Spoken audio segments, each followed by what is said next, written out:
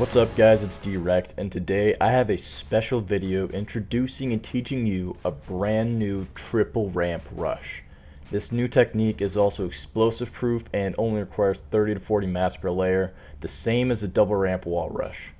It requires very simple mechanics to build it, like literally you just sprint forward and hold turbo build, but it's also difficult to do, as I'll explain later.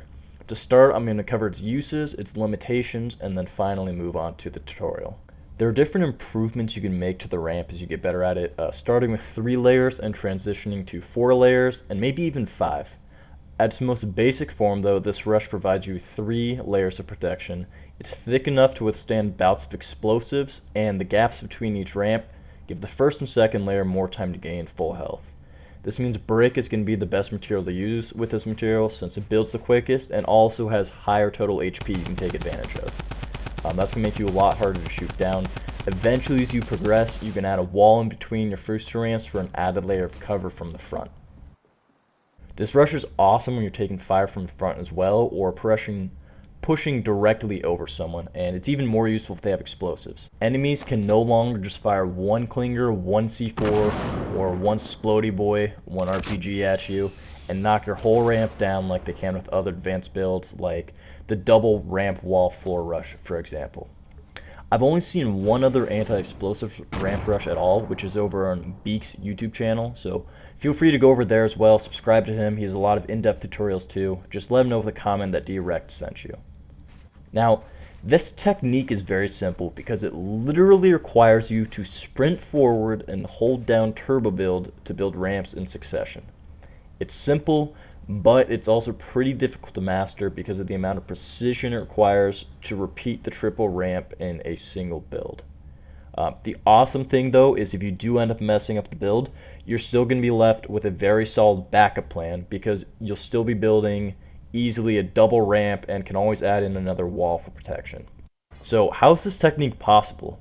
Well, if you don't already know, in the sprinting double ramp rush, you just turbo build ramps while looking ahead at the correct angle, and you'll end up building 2 ramps at a time for double protection.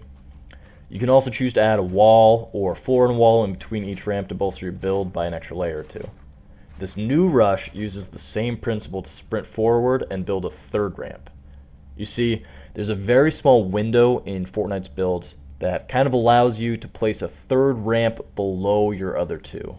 You can definitely repeat this build consistently with enough practice, but the exact angle you need to look at and run at makes the technique difficult to repeat. But let's just get to how you do the damn thing. I suggest starting with brick if you want to try and learn this technique because it has the most visual markers built into the brick structure that helps you see where you're aiming.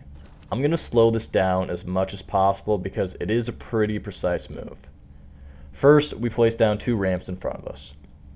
Now, if we walk up to the top of the ramp, as you can see here, this is the angle we're looking for. If you go a little too far, a little too left, a little too right, a little too back, it's going to mess us up. It's not going to let you place that 3rd ramp. But if you have this perfectly, you'll be able to place that 3rd ramp as you sprint up. As far as repeating it or accomplishing it, if you go to the bottom of your first ramp, you need to be aimed. Your footsteps need to be in line with the 3rd column from the left side, and you need to be pointing your cursor right in between the 4th and 5th layer of brick if you're going from bottom to top. So we count from the bottom 1, 2, 3, 4, right between 4 and 5. You can also use the 2nd ramp as a guide. You can see I'm aiming just at the bottom of that ramp as well. Be careful and mindful of how close you're standing though.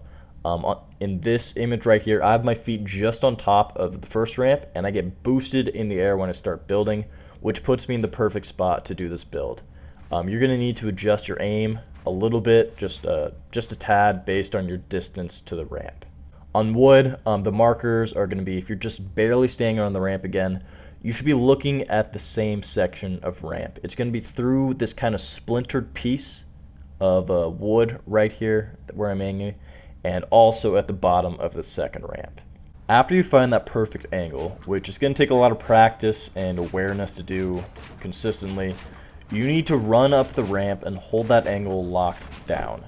So I'm running up the ramp, I'm not turning left or right, I'm just moving my player forward and adjusting him with subtle strafes is needed to keep him running up that third column and looking at the fourth column.